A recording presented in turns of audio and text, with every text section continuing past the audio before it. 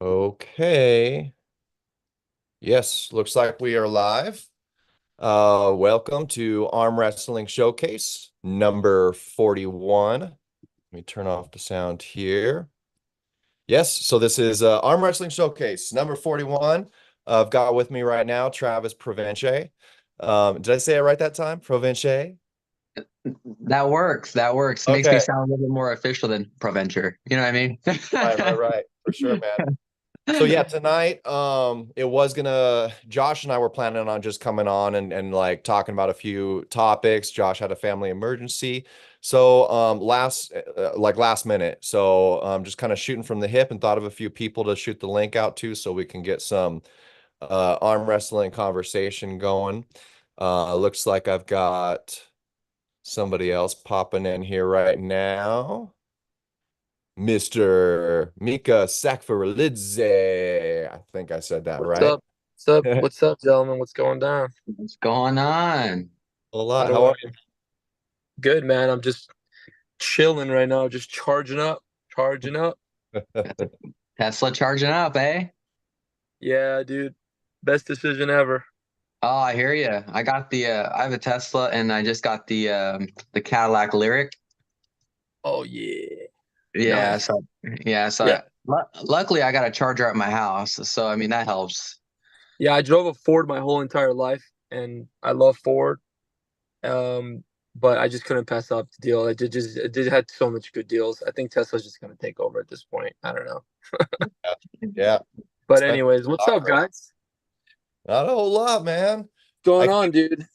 I can see through the screen. My eye is like so red. Looks Oh like yeah, pink eye, but it's just a bunch of sawdust from some tongue and groove, I think, got in there. But yeah, I'm stupid. I don't wear safety goggles enough and stuff. But You anyway. you didn't lift one of those diapers up to your face, did you? It could have been that. I'm lifting a lot of diapers up to my face, man. Yeah.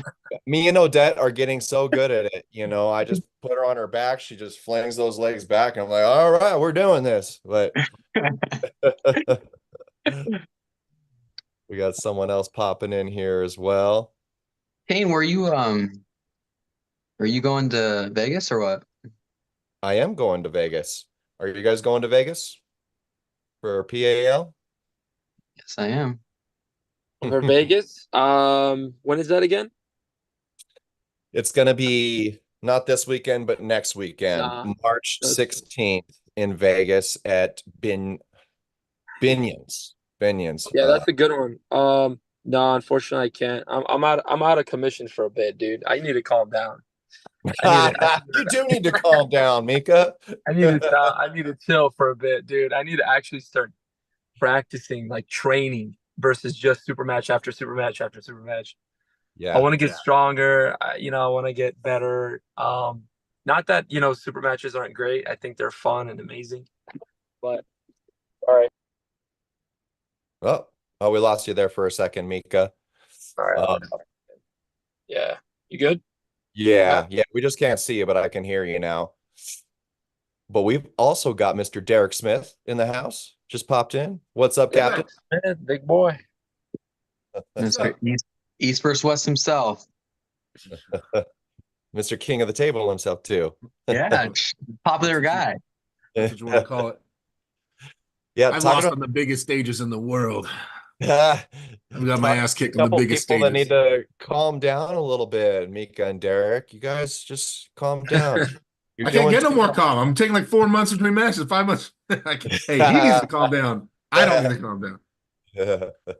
Derek, what's up? Oh my God, this phone keeps falling. It's terrible. I'm chilling, man. Just hanging out. Hey, see me or no? Is it fixed? Yeah, man. Derek, dude, you're a beast, bro. Come on, bro. Come Yeah, on, bro. Yo, sadly I have to face other beasts only now. like listen, like people know like Matt is disgustingly good, but like, dude, I feel like I definitely thought, and I still think you can. I think you can beat him, honestly. Oh Oh, yeah. we could run that back in like a month or something. Yeah, Like I think you can actually beat him, but he's one of my favorite pullers, dude. Obviously, I'm a big fan of him. But Man, Matt's oh great. my gosh, that Allen, that the one and only. Matt out arm wrestled me for sure. Yeah, Tim. I mean, Derek. Yeah, it looked like the. I guess so. Yeah, because it was the strength wise. I think you guys are right there. I think you might be even stronger than him, to be honest. In Look, certain spots. I just watched it for the first time because it just got released like an hour ago. The actual footage of my match. I hadn't seen it. Yeah. And like round one, I made. Yeah. Oh, see this shit. Yeah. Watch this replay. This is my round one pin. Yeah. Look, watch this. Yeah. He called that a pin. The first surge, What? they called that a pin. It was like this high above the pin. I gotta rewatch it. That was You know what? That's all some people can hope for, Derek. All right? The upside ref called it on the other side of the table. He's not even supposed to call that pin. The upside ref called it a pin on the other side of the table, and it was like this high above the pin pad. Oh, I just saw it just now. I was like, what? I didn't. That is true. That is true. Either way, my wrist was fucked. It was gonna be fucked the rest of the match. Yeah. No, Whatever. but dude, did you like? Because when I have to rewatch it, obviously, but like, because you were so. Because I feel like you were almost too. I feel like you were like, I'm gonna kill this guy because. Did you hold on to him? Like, did you try to like grab him? Round 1 and 2, my plan was high hooking, so I wasn't clamping with my bottom two. Yeah. I was being aggressive and trying to cut through the top part of my hand and go sideways. Yeah. And then that didn't work. And then I was all right. Let me try to hook. By round 3, I tried to hook. I get in there, and then he rips sideways. So round 3, I was definitely holding on. He ripped sideways. Something in the back of my arm popped, like an audible pop. And I was like, oh god. And then I was like, sucks. and then I think round 4, I tried low handing him in the straps. Yeah. And then or something like that. And then either last 2 rounds, I think I tried an outside move or something. And then, but round 6, I was like, "Hey, you want to hook with me?" And he goes, "Yeah." We went to a hook, and he hit. And I saw that. I saw bring that. it back. And then he He got scared. Nah, he can. Yeah, no, he's not gonna match you hook to hook. That I know. But anyways, man, brutal. But hey, you lose some, you gotta go kick some ass now. Yeah. Look. You know, I'm still. It's the long game. How you feeling though, Derek? Are you good? Like in terms of health, are you good? Just a little tweak on the right or what? I have no like bad injuries right now. I have nagging long career Right, long the injuries aches. that I would love to get stem cells and fix some shit, but yeah. Do Yeah, it. nothing new. about Nothing new. Do it. Anyways, all right. Sorry, I didn't want to hijack your amazing podcast. No, that's what this is No, for. Please do. Less work for me. Alan, what's up? You're there, Yo, what's up, guys? man? Oh yeah. I didn't know it was a Rubik's Cube party. I would have brought mine. How fast can you complete one in? I'm trying to get under a minute. Never done that. I've got mine here. I do have mine. I don't know. It would probably take me somewhere around a minute right now, but Oh, that's nice. I- Yeah, I'm I like think around my a minute. best was, like, I think I got lucky and got it in like 14 seconds before. Yeah. Beast. But typically my fast would be like 30. See, that's the new trick to arm wrestling. That's how you're gonna get better. So I'll start solving Rubik's Cube real fast, and just the rest of it just comes together. All right. Oh yeah. Yeah, it's Little fun. bit I of remember secret. when I first learned it, Alan, I was determined to do it. Like YouTube was just getting to be a thing. So, and the internet was getting really popular. So the stuff was out there for it. Like you could learn. And I spent like, I don't know, probably 2 or 3 months scribbling notes on an envelope. Just both sides of it were just scribbled with different types of potential algorithms. So my way was way overcomplicated. When I finally figured out how to do it, I was going through like so many steps and created so many like potential algorithms. But when I finally got it, I said, okay, I can go look on YouTube and figure out how everyone else Nah, is see, doing it's fuck that. I immediately went online. I'm like, how do I solve this bitch? Because I do not want to have to figure this out. Those It's way too tutorials get you going complicated. quick though. Oh yeah, dude, I had to solve it in like That 2 takes days. too much patience, dude. Yeah. Ain't nobody got time for. I don't got time for that patience stuff, dude. No way. I could see Derek being really good at a Rubik's Cube. course. I learned how to play chess when I was a kid. I played a little bit, and then immediately I was like, "That's way too much thinking." Like I'm good. He's like, I'm way too smooth brain for that. Like, dude, you I'm have to go just arm so far wrestling. into it and I'm like, oh god, that's just I'm good. I'm good. So I haven't played chess since I was like 11. But I mean, same thought for Rubik's cubes. I'm not trying to put that much brain power into something. I'm good. Right. So Something Derek, I don't love. I gotta ask. I know that I could tell from the match that Matt was trying to get out of your power. Go to his and do what he did. What did it feel like to arm wrestle him? What does that hit feel like? It's just the fingers. My wrist getting bent back. I mean, it didn't. How many feel synonyms for bad can we figure out?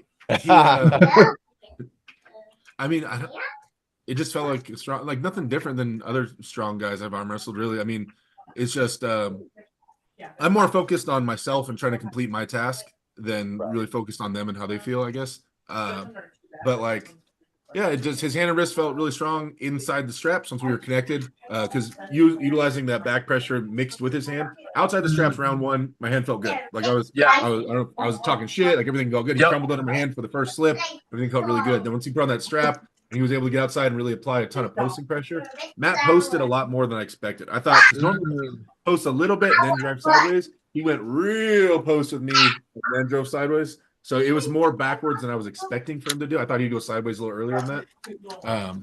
But yeah, I mean, his hand and wrist felt rock solid, and then I knew he's faster than me, but I didn't expect that to create so many problems in terms of I wasn't able to like be anywhere near vertical or knuckles up. He tucked his thumb. We went ref script. It made me go lower and lower, and then he was complaining about his thumb the whole time.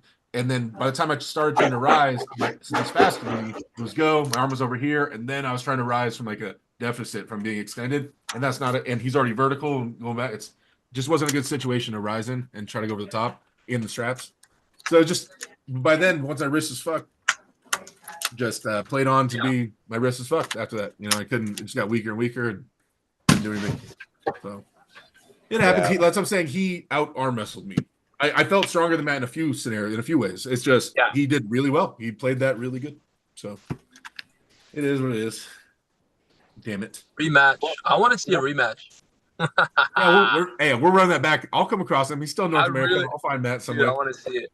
Yeah. But I should be having a match June 15th, I think, is getting offered. In Florida. They hit me up today, Chance did. I can't say the opponent yet because he's going to reconfirm the opponent first. If they say yes, then it'll be on. So that's June? Yeah. All right, for sure. Nico, what do you got coming up next? Who, me? I'm gonna go stay in my cave and not do anything for a while. Boo.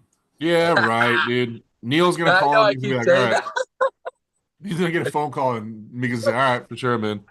I keep saying that, dude. But the thing is, like, Derek, like, I arm wrestle, then I'm hurt, and then I can't train. Sincerely, since I started arm wrestling, I haven't been able to do any consistent off the table, like, gym stuff, like consistently. Like the most consistent I've done is maybe a month. There's always something going on. So I feel like, why don't I just consistently train for as many months as I can? Obviously, if I get a really cool thing, I'm not going to say no, but definitely the next couple of months, I don't care what gets offered. I'm not doing anything. I'm in no shape. I'm gonna tell all promoters to not message Mika. Don't mess I was gonna say you should reach out to him in advance so he could. I know a lot of people. I'll put it out there. No, and plus, like with the work right now, my work right now is crazy right now, and I'm so focused on that. But I genuinely have I'm making a statement, Derek. Believe me or not, I genuinely am done. But you're done what? You cut out. Because I need because the thing is, at the end of the day, I'm done being like a crazy arm. Like, Who's got all the background noise going on? Hold on, I can't hear me. Let me. That was probably me. I'll mute myself. Oh, that's you. Okay. Perfect. All right. I was saying like especially to like people who are beginning to arm wrestle, things like that. Like you get obviously arm wrestling is super fun. There's still background noise. Is that Travis? Alan, that didn't mute you, Alan. That didn't mute you. Alan, bro. I got it. Kane muted you. There we go. Sorry, my mic's supposed to have a built-in muting function. I guess it wasn't working. You're good, buddy. You're good. Yeah. So no, I mean, Alan knows. I mean, all the California guys know me. It's like, yeah. you arm wrestle to a certain extent and you're having fun and it's great and you're noob and it's fun. Like I'm a noob, it's having fun. But now like I kind of know where I'm at. I know where I need to get to, and the priority is no longer to take as many super matches as possible and get much experience as possible, because I'm still way behind in terms of experience. When I arm wrestle the people I arm wrestle, like a lot of the times when I match up with somebody, it's rare that I'm the one with the experience, right? I'm still kind of not the underdog, let's say, but in my opinion, I am the underdog always. But like, so right now I'm like, okay, I know I can't beat certain people. I have to get stronger if I want to beat them, right? So am I gonna just keep taking super matches and wrecking myself? Because I don't know if super matches are making me a lot stronger. Maybe they're getting me to be smarter, but they're not making me a lot stronger, because then I have to take a month off of training unless the super match was super easy, which is almost never. So now it's like, yeah, I'm dedicating my time to work, and I'm dedicating just to get in the reps and the gym time. Hopefully in about 2-3 months, I can feel really good to take on some really good names. That's where I'm at. I wonder if just a random idea, right? Yeah, Mika came from a tennis background. Mika is explosive and hits hard and is intense, has good endurance, all these things, right? So I wonder if, okay, you start arm wrestling, can't really utilize that as much yet at first because you're still learning the lanes and the angles and how to get things done. Then you get to a good level where you understand how to use it, right? And so now here we go. This Mika starts doing great, taking big matches. He's so explosive and so hard, but really hasn't spent enough years getting everything rock solid. Injuries start occurring. Mika is slamming sideways, all this stuff, using all that explosiveness you had, built up and from your background, and then the injuries started appearing. Rather than like slowly getting into it, getting those wrists iron, getting those joints beat up and used to safely beat up and used to getting ready to hold all that pressure that you can apply. So it'd be really interesting, like heal up, get those things rock solid, and then go back to being that aggressive, guy that you have. That's literally exactly what my idea and my thought is. And I kind of got it out of my system too, because, like if you get it, if I get an offer like Armwars, there's no chance in hell I'm going to say no. Like there's literally no chance. I'll go there with a broken arm. I mean, I'll literally go there with a half broken arm. I don't care. But now that I've experienced it, now that I've gotten all that beautiful like joy and craziness out the way, I feel like it's kind of just the way my path is. Obviously the smartest path, of course, guys, and I recommend anybody who's starting out, don't do it like I did it, because I've been, look, I'm injured for like 3 years almost. I can barely train. I'm taking a lot of these matches. Even my left arm, which is my party arm, but now it's like my main arm because I haven't, it's more injury free. It's starting to get beat up to the point where it's like, okay, you're only going to get so far, but I don't have any regrets. I definitely, I had to say yes to a lot of these things, and I love that I said yes to all these things. But and I'm not rushing. Yeah, I'm 38. I'm not young-ish, but in the sport of arm wrestling, I still got a good couple of years left. But that's kind of where I'm at, Derek. Just be super smart. Young. 38's young, Mika. We're young. We're young. Yeah. So you know what I mean. So like, dude, I barely started at 35. Yeah, exactly. So static pulling, a lot of band work, a lot of no crazy PRs, no crazy like getting myself opened up on the table and practicing like a psycho. And it's just going to be like that for a few months. I actually want to do it for a whole year. I know that's kind of unrealistic because there's going to be so many cool things happening, and that's why I'm bummed. But this is where I'm at. I'm just going to say no. Maybe I won't say no to Arm Wars, obviously. I mean, that's a big one, but most other things I'm probably not going to do that. So I'll be there to support. I'll be there like cheering on. I'll be at the UL events, whatever. I'll be there, but you're not going to see me do crazy stuff yet, because I want to actually get to the top. Like I want to be the best, one of the best in California, and I want to be one of the best in USA, and that's not going to happen like that. I'm like way far behind now. Yeah. Okay. That's what Devin told me when I like first got into the sport. I asked him like, I was asking for tips, all the new novice questions, and he's like, enjoy the ride and try not to get hurt. He's like, that's the biggest thing I can give you, just trying to get hurt and enjoy the ride.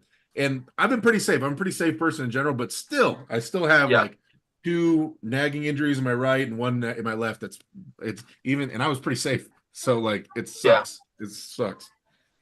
There's a myth also, and I have a question for you guys. Actually, this is a good one too. And anybody who's watching, I used to believe, and I mean, one of the things I used to believe is that if you're not hurt-ish, not like to the point where you're injured, obviously, but if you're not like super sore and you're not ripped open a little bit and you're not really getting stronger, quote unquote, you know, and then you know, you look at people like Levon or even Derek. Derek's the strongest guy in Alpha, at least, right? Or closest to the strongest guy, definitely. So it's like these guys aren't getting opened up, right? They're not getting ripped open, and they're just training. They have good gym routine. They lift good weights, whatever, and they're safe. And yet they're progressing constantly.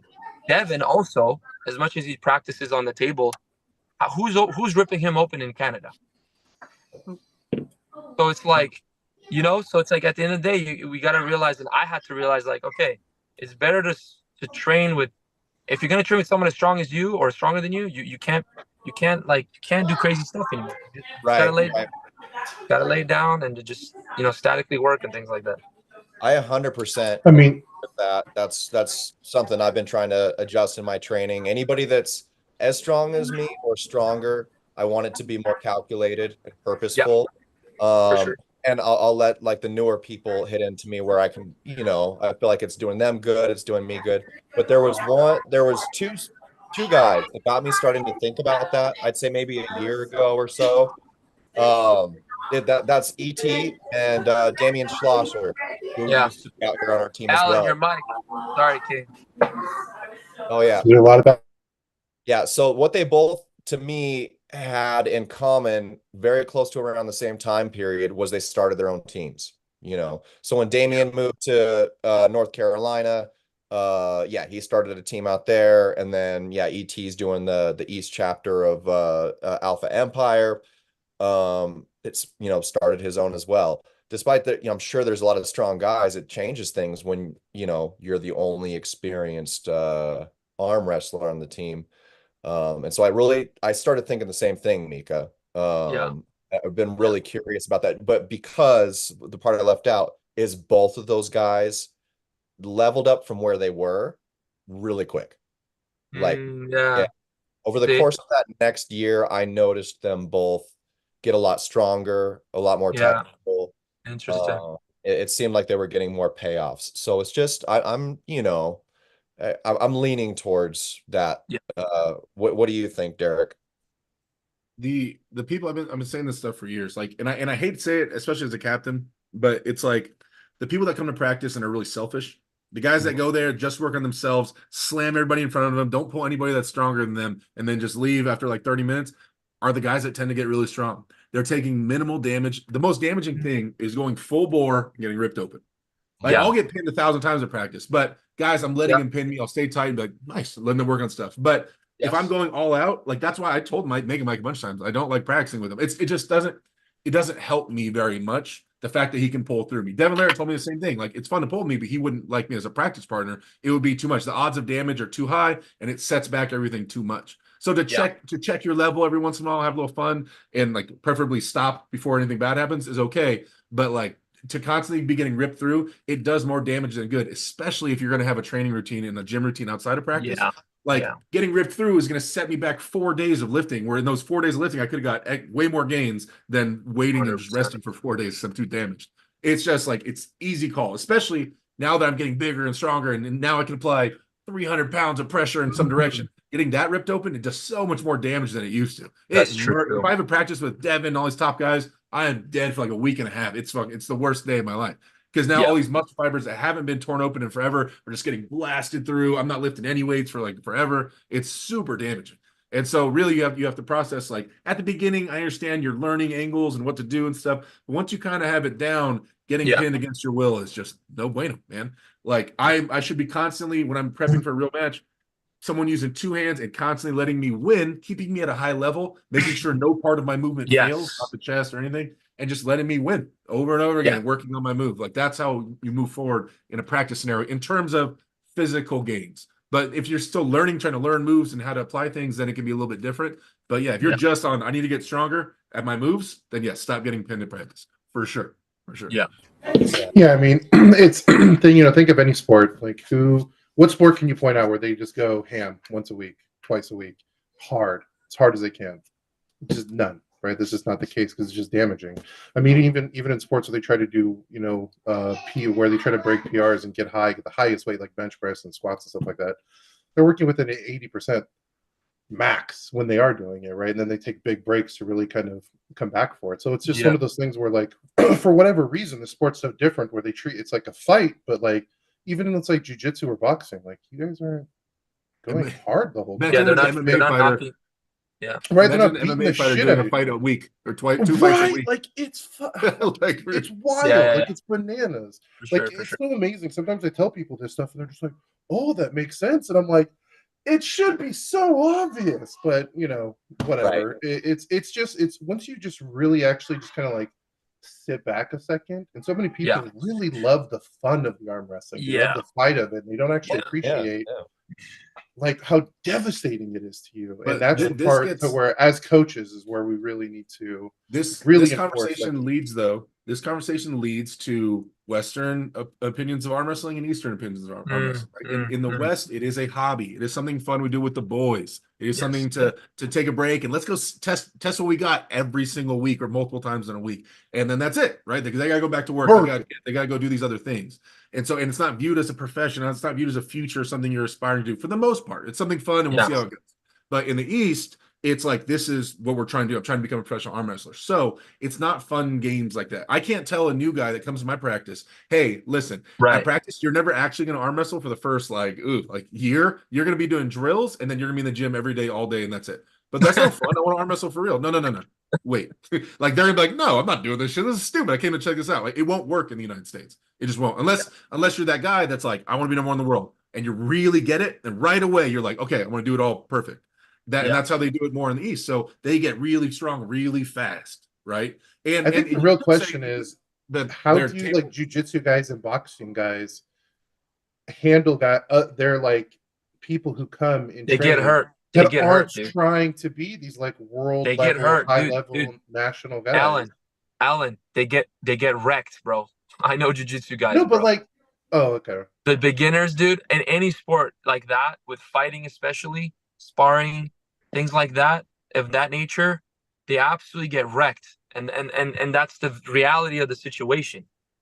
Okay. And also, like, think about it, like, even in my case. So then it's not too unique to arm wrestling. Then it's no, just, it's when not. When you get bros in a room and there's a bit of technique with some strength involved, it's like, who's but gonna win? Also, like, think of it this way too. It's not just like, okay, in my case, it's not really even, let's say, ego, where you're trying to like prove something to somebody. It's just kind of like the fun of it, right? The exhilaration, the hard practices feel so good. And sometimes in those hard practices, you get your wrist opened up.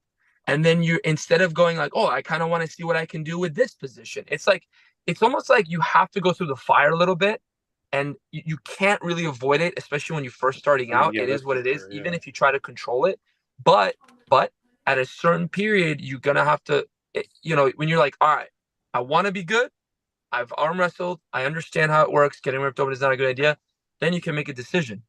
Because sometimes for a guy, it's like, I don't care. I don't care if I'm number 1 or 10. I just want to have fun and maybe be sore for a week. And that's totally fine too, you know, to each his own. But for anybody who's trying to be serious about it, yeah, hell no. I know for a fact, like, there's no doubt in my mind. In fact, like, Derek, like, I talked to long time ago, this was like maybe 3 years ago or something. I talked to Levon. I had a little interaction with him, and the first thing I asked him was his training, and he said he heavily discouraged me from table time more than once every 2 weeks. He's like, I only do table time once every 2 weeks. I never go heavy on the table. I go heavy in the gym. And as much as I respect and I love Levon, I ain't doing that 3 years ago. Okay, I'm gonna go see my friends. I'm gonna have a good time. I'm gonna arm wrestle, and shit's gonna go down. So it is what it is. But for a fact, there's no doubt that it's way better to do that. Way better to do that. Yeah. If you're Russians are on the table going 10-15% every day for a little bit. And then they do it, and then they go in the gym. Like they'll arm wrestle in the gym, 10-50%, going over movements, stay light, back in the gym, heavy lifting, all arm wrestling specifics and getting stronger for arm wrestling. And then once a month they go heavy on the table. Yeah. And even when they go heavy, Derek, they go heavy statistically, mostly statically too. That's another thing. Like, they don't even, like, I was talking to some other arm wrestlers too. They're like, okay, static pulling you know, a lot of safe pulling, even with high pressure, kind of like what you said with having somebody with 2 arms, 2 hands, and just statically maybe peak as much as you possibly can. But you running into somebody and them running into you, and then one of us getting wrecked, that's definitely not what heavy training looks like over there. But that's so not fun, dude. We want to have I fun, know, bro, every week at practice, dude. I know. Dude, I don't know. I've been doing like a lot of static training for the last maybe 6 months to a year, and I've really been feeling a difference. Just each practice, having people just. I'm even trying. I want to like start a new thing. I'm coined a queen of the table, to where instead of like just everybody going hard into each other, just like the strongest guy starts, and then everybody has 3 seconds just to apply a slow but hard force into them, and they just have 3 seconds. And if they can't pin them, they softly release, and then the next guy comes and then he tries to pin him in the same way. So this way you can apply these forces and apply this stuff without it being too explosive, without it being too wild, and then just trying to pronate a bit, just trying to cup a bit, not going too crazy, but just applying like a good amount of force as much as you're willing to safely kind of apply until the one guy kind of gasses out. So this way it's not like crazy, it's like king of the table, which I feel like But that's every no time fun I've for the ever light done. dude. That's no fun for the light guys against the strong guys. They have to hit as hard as they can. That's what's gonna be. They're gonna be like, this is pointless. I don't want to do this shit. I That's don't all they're know. gonna say. It's not going to be ideal, but it's, you know, it's something. Yeah. So Travis, I want to get to you on training a little bit here, where you're at with that, but I need to catch up with the chat really quick here. So yeah, we've got Arm Trivial in the house. What's up? The Drew is hanging out and says the AW Buzz is always on Wednesdays for Paul Italia, like right now too. Yeah, sorry, man. Like I think when he started his show and I started mine, I'm not really sure where we were, but I know that we did our best to find the best time slot. There's a lot of shows going on at night during the week. But I can say like it would probably be more conflicting if me and like Derek's show or something. There, I don't know, ones that are more similar, I guess, and dealing with the chat and just I don't know. I watch Paul's show all the time. I think it's great, but I also think we kind of have different things going on. So yeah, it shouldn't conflict too much. But if you choose to go watch that, just come on back. We got Ed Bedrosian in the house. What's up, Ed? Ed says Mika is gonna What's up, go lightly. Yeah. So Yeah, he yeah, actually nicknamed me more that, focus, by the way. That's where training. that comes from. Yeah. Okay. All right. Me and Olin would say we're practicing at Scott Wynn's house one day. And I told everybody, hey, I'm just gonna come in and you know, I'm kind of sore and beat up, so I'm just gonna come in and go lightly. And then me and Olin just go ham. and then It Ed's never like, works that way. Mika go lightly, bro. Yeah. Sure. Sure, buddy. Yeah. Yeah. You can say it all you want. It's not going to happen. Tara Terry's in the house. What's up, Tara? She says the Terrys say hello. We got Arm Wrestling Center in the house. It says, yeah, but Devin was getting ripped open at one point. Yeah, there's a couple people that are bringing some stuff up about getting ripped open, whether it's a benefit or a hindrance. Which we'll get to. Lorenzo Munoz says, coming for you, Mika. Love you and blowing kisses. Yes, So sir. he's coming after you. We got Grip and Rip in the house saying, hey, it's Arm Wrestling Giga Chad. That's Pedro. He's from the club. What's up, Pedro? Oh, okay. All right. Okay, so here we go. Manu Rowe says, but but are your muscles that stronger guys ripping up not now getting the opportunity to be repaired? So he's basically asking, is that not gains to be getting your muscles torn open? Like when you're getting ripped open in arm Not eccentrically, no. The eccentric damage that you get from arm wrestling is like, so the worst way that I've heard you can damage your muscle through exercise is by holding the weight as hard as you can and just it tearing you open. There's something about that eccentric kind of loss of strength that causes the most damage that's not positive. The best damage that you want to do is during that concentric motion when you're lifting it up and your muscles are naturally kind of tearing a little bit. That's what I've heard. I haven't really looked into the science about it. There's something about damaging it this way rather than that way. Like the guy said, and he was like, if you can somehow magically lift the weight and then drop the weight with no effort and then lift the weight again would be the best way to work out the muscle. I call bullshit because evolutionarily there has to be some concept, there has to be something to the releasing, the controlling of that. Maybe it's just CNS, I don't know, but that's just something I heard. So maybe but it's kind of like ripped open also. We have to, because his question was if you get ripped open and you get stronger, right? Because that's what I was telling you guys in the beginning. Yeah, but he was asking just kind of like a basic question, like, can you tear it open? I'm just saying more of like whatever scientific type of thing that they were essentially saying. The best way to build muscle is just to do that eccentric positive rather than eccentric negative. Something about that eccentric negative. But getting opened up. Yeah. Sorry, I don't want to, but getting opened up by a heavy weight slowly is one thing. Getting opened up the way we do on the table is a completely different problem. Again, it goes back to let's say hypothetically, let's say that getting ripped open makes you stronger. Let's just say that yes, it does, right? But then if you get ripped open and get injured, now what? Because we know that getting ripped open can cause more injury than not, right? So like logically speaking, let's say you can prove to me that yeah, getting sore and getting into these hard negatives can produce good muscle growth, let's say, from the repairing and shit, right? Then if you get injured, like for example, like me, and in arm wrestling you tear not just muscles but ligaments and tendons and things like that, you can hurt yourself. Then if you're delayed on that route, you're still back to getting screwed, because now you can't train anymore. I can't go back tomorrow and get ripped open again, or next week. Or is he saying, oh, let's wait a 3 months, 2 month period, 1 month, not do anything, recover, and now I'm all of a sudden way stronger? I don't believe that.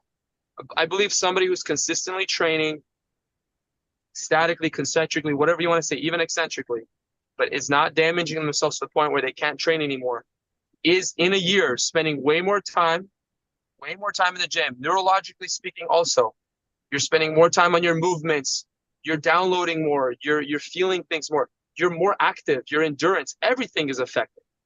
So even if somebody go like, yeah, but if you get ripped open, you can still get stronger. I'd be like, yeah, but I'd rather not, because the other way I can do it and also get stronger, and also I can stay in the gym and be consistent. So like, I honestly, there's no debate for me in this. Right. Yeah, that makes sense. The only thing I could picture, having any purpose is just fundamentally, in those intermediate years, maybe the first 2 or 3 years that you're getting conditioned for arm wrestling, knowing what that feels like, and maybe safely being in that position. But in terms of like all the negative, the best way I feel like I could compare it to is say you're like doing bicep curls with a cable machine or something like that, and like the last rep where you couldn't do any more, that cable machine came alive and yanked that shit. It wasn't like you were doing some slow controlled eccentric stuff back down and hard back up. It's just like it took it and it just blasted you on that last rep. Yeah, I don't see any benefit to that, because you're getting more beneficial little tears and building of the muscle through something a little bit more controlled. And Kane, that's why you don't train to a failure rep, right? You usually stop the rep right before failure. Yes. And Kane, check this out too. Todd Hutchings, I watched his thing with Artem. He did a big like two-day seminar. I'm pretty sure everybody here has seen it. He doesn't even like slow negatives. So he doesn't even like where you hold a heavy weight, and let it slowly drop you down. Interesting. And everybody's got their own method, but I'm just saying he's on that side where it's like he doesn't even like slow control the negatives. I'm not saying that's correct or whatever, it's 100%, but he's like, no, I don't want any negatives at all, like zero, almost zero. Interesting. Yeah, that is very interesting. What do you think, Travis? How has your training been? You've been in the game for like a year or so. You're pretty conditioned at this point, right? Yeah, I mean, I'm starting to, get muscle in places that I didn't have before. So I'm getting my training kind of like, I would say probably for like the first 7-8 months, I didn't actually like train anything arm wrestling. Like, and then I got a table, and then I started adding, stuff to my table. Me personally, like if I hit like weights, like I'm not hitting weights to be like, oh my God, like this is going to increase my arm wrestling. Like if I'm hitting a specific arm wrestling workout, I really like to like work the smallest movements as possible because, I mean, let's be real. Like the match is dictated right here or right here. So like in reality, like that's the way I think. If I can control the top side with a lot more strength, like I'm fine. If I can control the hook, I try to work on like just those small movements like on my workouts, and I don't really like go full like through it because like I feel like, look, for instance, if I'm bicep curling, right? Like I try to do halves. Like I don't like you said, I don't like to really go past that point too much. But in some certain situations, like I'll take like a 60 or 70 pound dumbbell and I'll work all the way to like the pin pad as well. And then I'll try to explode out of it. Now, I wouldn't recommend that for a lot of people because you could tear your bicep doing that. But I do it because I say, look, if I'm down in this position, I feel that like I have to try to explode out of there if I feel like I'm going to get pinned, right? Especially if I'm outside my shoulder. So I definitely try to practice like different stuff, like I'll push straight back into the right. Yeah. Sorry. Okay. unconventional, very, very unconventional, right? So like just I don't try to go like these big movements. I don't do the big movements.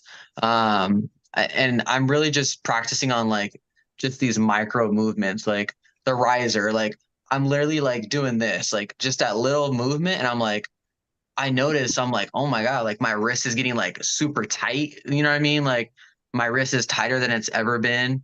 And like my cupping is like, if I actually practice cupping, I'm like, the cupping jumps extremely quick.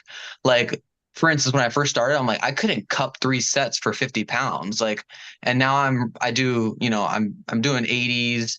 I'm going to be doing probably my bar. I'm probably have to put some plates on my bar because I only have 80-pound dumbbells, but it's like, it gets to a point where it's like, oh my God, like those certain micro muscles like increase dramatically. And I definitely have seen a difference on the table with it. Like I said, I mean, since the get-go, like my one big weakness has been, go ahead. Travis, stay away from the sketchy lifts, bro. Yeah. No, I Sketchy lifts, you psycho. Hey, trust me, man. I do some shit sometimes, but you know what? It's all like, oh my God, like, okay, does this work? Does this work? It's like for everybody has their thing, right? Like I feel like there's certain movements that people do that like some Devin Larratt lifts and like some other lists of people I see people do. I'm like, I feel like for me, like when I do that, I feel like it doesn't do nothing for me. Like there's certain like holds and static holds, and I'm sure obviously all these guys are, that are doing them are pros and stuff. I'm like, I'm gonna figure out like where it hurts me the most in positions very similar, but like certain lifts, like I just don't feel like they do anything for me. So like me, like already knowing that I don't feel it in like a certain way that they probably do, I'm like, I feel like I don't get my purpose out of it because I don't feel it probably like they do, or maybe I'm doing it wrong. I don't know, but it's like I'll tweak it a different way, and I'm like, oh my God, I can feel it right here. You know what I mean? So, especially when I'm arm wrestling, like I arm wrestle, I'm like, oh, like there's certain spots where I get to, I'm like, oh, that's definitely not my lane, and I'm like, okay, well, I have to work out in that lane that I'm not like strong at. So I'm like, I try to find just like awkward angles because I'm like, okay, well, if I'm weak here, I maybe have to like do it in this angle. You know what I mean? Like if I already have a strength that I already like I'm dominant at that I feel, then I'm like, all right, well, I have to train something different because I know I'm super weak in this area. So Yeah.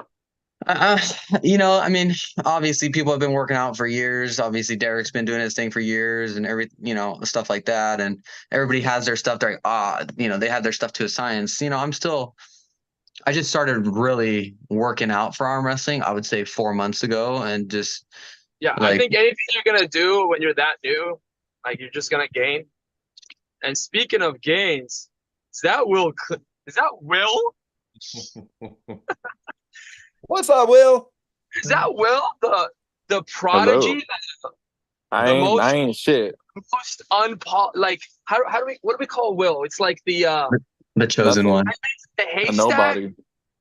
The diamond in a haystack, one of the most talented, under the radar, fucking strong arm wrestlers in California that woke up I'm like suddenly. a corn in a shit stack. Dude, I see you calling people out, Will. I see you coming at I see it, dude. I'm not coming What's at up, nobody. dude? I just want to pull you. Yeah, you got fucking up your dude. Nah. Legitimately, Will. Legitimately, you are a scary opponent, sir. Yeah, for You sure. are I don't a see it. dog. We started watching the show they did for the Last Airbender. And yeah, he reminds me of the kid in that.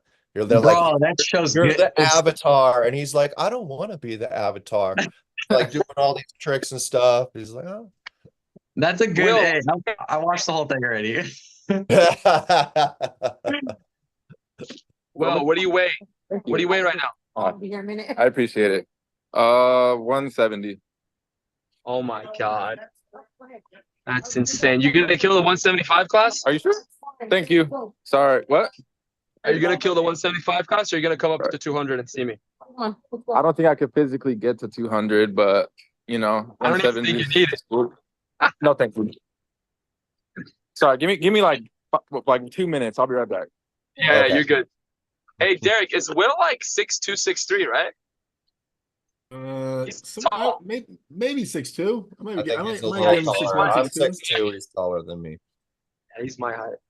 Yeah, he's gnarly. Derek knows best. You know, Will. Will, hey, The Derek, top of is their he- heads all look the same. Will's one of those dudes.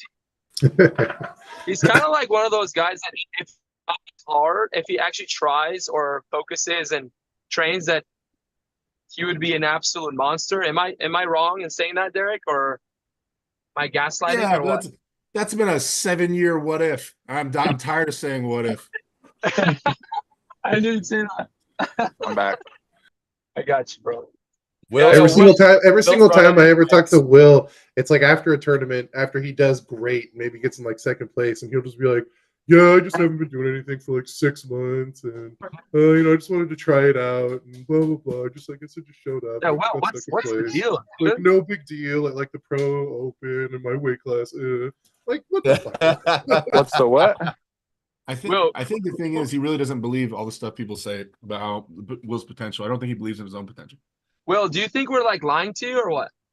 Think we're gaslighting you, bro? Yeah, maybe. I don't know. I mean, Hi, dude. I try to get better, and then I don't know. It's too much work. There it is. Is it though? Right. But I think if he saw the light at the end of the tunnel, like how good he could be if he actually applied himself all the way, then if he believed that, then I think it would motivate him to do the work necessary. But so that's what I'm saying. I don't think he believes in himself. Yes, I agree Nah, with you. okay, all right. To be real, I know I could be the best. You know what I'm saying? But I don't want to do the work. Don't be one of those guys that said I good. could have done it and then never did it. Don't fucking tell me that, Will. Don't tell me you're one of those guys that said, "Oh, I could have been the best and just never tried. I never tried." No, I didn't say I Don't do could it. have. I said I can be. Do it. Then if you No, but- really believe that, then do it. He doesn't want to do the work, he said. What do you mean by do the work? Like, I work out and shit, and then like a week later, it's like, fuck, man, I got to do that shit again and keep doing it. Like, I don't know. Yeah. Yeah. Well, welcome to my 7 years, guys. Hold on, I'll be right back. Hold on. What's Not like- interesting with Will though is I was just asking Will the other day at our practice, what was your progression like? Like how was it starting out? Did you just mow through everybody? Because that was my assumption, because if he's not like working his ass off to be as good as he is, he must have just came in and like murdered everybody. But yeah, you told me, Will, that it was a slow progression, right? Even in amateurs the first couple years. Will came in at a pretty high level. I don't know what the fuck he's telling you. He came in at a pretty high level. Yeah. Okay, then he's It was just totally quick. distorted. Okay. It was quick. It was pretty quick. It was Yeah. relatively quick compared to other He people. told me like a couple years in amateurs and then started getting wins, then moved That's to true. pro and kind of repeated the process, right? I fucking lost to Leo. Leo, who had been arm wrestling like 6 years by the time you started year one. Yeah, That's Leo's so. Yeah, well, you're crazy. Lost to Leo. You know, No, but an interesting case study is, guys. We want to hear about this. Leo and Lorenzo. Leo started the team with me. Lorenzo came in shortly after. On like year 2 or something like that, Leo disappears from the team and still dedicated for arm wrestling, goes ham in the gym. I'm talking about full powerlifting, but and everything catered towards arm wrestling training. He has a strength coach. He's eating everything, taking all the pro, like full on, but doesn't show up at practice, right? No practicing.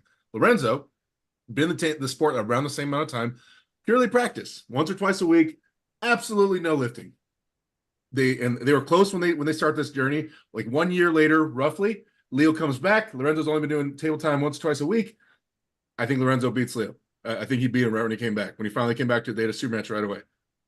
Interesting, right? When you're new, anything helps. You can kind of do it however you want. Really, you're going to be making gains across the board. You can be training just picking up sacks of dirt and just making sick ass gains as long as you're trying to cater towards arm wrestling. It's setting up programming and setting a base that's going to take you the highest with the most potential at the end of the road. That's what it is, with the least amount of opportunities to get hurt, the least amount of flaws in the program. Makes sense, actually. Yeah, that makes sense. Made me laugh. I always remember that because, like, I thought Leo was gonna come back and like maybe crush Lorenzo because he's been crushing the gym. His bench, everything, he's biggest I've ever seen him. And then Lorenzo beat him right when he came back. And they were like neck and neck before that. But he didn't dominate Leo, but it was still like neck and neck. The fact that Leo didn't crush him after that was wild to me. It was crazy. Yeah. Yeah, it's beginner gains, right? Mm-hmm.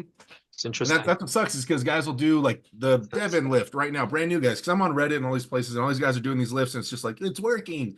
Yeah, but dude, it's not. There's so many other things. I'm making gains in this lift, but you don't. You your lat, your shoulder, your wrist. You don't know how to apply this shit. Like there's so many things, and like it just, dude, you don't the pure hypertrophy training of getting bigger muscles with more potential for strength in general. Like all that shit is just out the window, and they're trying to lift this little 1-inch lift. It doesn't make sense. It doesn't make sense in the big picture of setting up your body and setting up your program. Like to me, but whatever. No, I definitely agree with that for sure. It makes sense. It makes sense because the beginner gains you can do anything. I mean, even all the top arm wrestlers, they'll tell you the same thing. They'll be like, "Yo, in the beginning, look, literally can go and do any lift you want. You can arm wrestle on the table if you want. But once you start to kind of do it for a while, and you need some programming, and then you get to the next level, you need that 10-15% more from where you plateau." Because that's where the training really starts, is when you actually get close to your plateau, if you want to call it that, then it's like, okay, the program is going to really make a difference. And also another way is, think about it, is maybe there's 10 ways to get strong. Which one gets you stronger faster? I think that's the name of the game at the top highest level, at the peak level, where like the elite level, all the dudes know how to train, but then it's like, they try to outperform each other and outpace each other by figuring out how to train in a way that will get them stronger faster. That is, you know what I mean? And that's where the programming really comes in. And some programming works for certain people and some programming works for other people. And then there's, of course, gear involved or natty. And it really depends on so many different factors and what you need. But for sure, once you've plateaued-ish, programming will help, but in the beginning you can do whatever the hell you want. I can kind of see that. Yep. I think people undervalue hypertrophy training, like bodybuilder training. Bigger muscles have more potential for strength. Like just fact. Doesn't mean you have to go up weight classes. I'm just saying in general, bigger bicep has a potential to hold more of a load. And so guys will get into the sport with the skinniest guys in the world and just be like, I just need to do Devin lifts. Muscle's not growing at all. I get it. The quality of the muscle is improving, but we have to grow the muscle. Like we have to. It's just everybody wants to be this unassuming skinny guy that beats all the big guys. I get it. But in the end, if you're really trying to move to a level, then it needs to be growing in both ways, right? Quality and quantity. For sure. Yeah, I mean, I've met a bunch of people that like end up stagnating. They'll be like, "Oh, I've got a really strong hand," but they're like elbows weak, or like vice versa. They have a really strong elbow, but they have a really weak hand, and they just keep like going into their strength and not focusing on their weakness. And it's one of those things to where, in the end, you got to work everything out. Like, sure, you might get that Devon lift, but can you go sideways? You can't go sideways, and like that's why, like, half, when Travis is talking about his training, I'm like close to having a brain aneurysm or something. I can't. It just, when people arm wrestle or try to recreate arm wrestling on a pulley or on a rubber band or with a weight or with anything. They try to recreate arm wrestling to gain strength. It just doesn't make, to me, our sport is such a bro sport. It really is, even in so many levels. There's no certification. Nobody has a bachelor's in arm wrestling applied sciences. Right. Like this doesn't exist, right?